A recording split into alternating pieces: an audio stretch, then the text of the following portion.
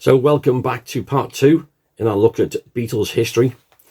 So in the first part, we looked at 10th of May 1960. This was the Wyvern audition to back Billy Fury.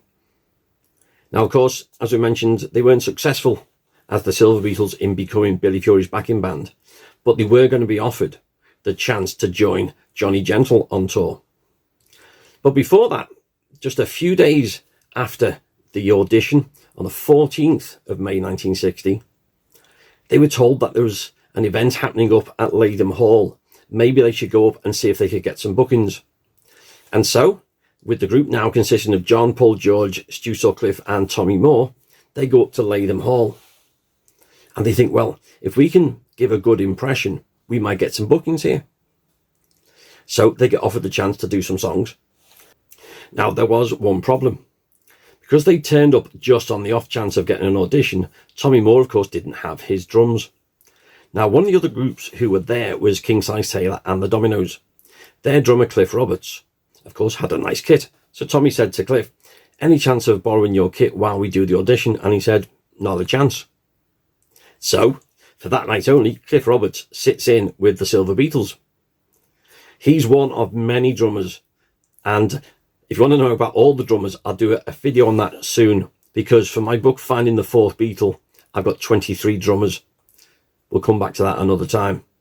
So for this night, we've got John, Paul, George, Stuart and Cliff. And they do an audition, they go through a few songs, and it goes down well. Now, Brian Kelly, who was the promoter up in the north of Liverpool, particularly looking at Lathom Hall and Litherland Town Hall, he's impressed enough to offer them a gig in the following week. Now, he hadn't written down the group name properly. He thought they'd said Silver Beats. So he advertises for the following week, the Silver Beats at Lathom Town Hall. And that's what should have happened, but there was a problem.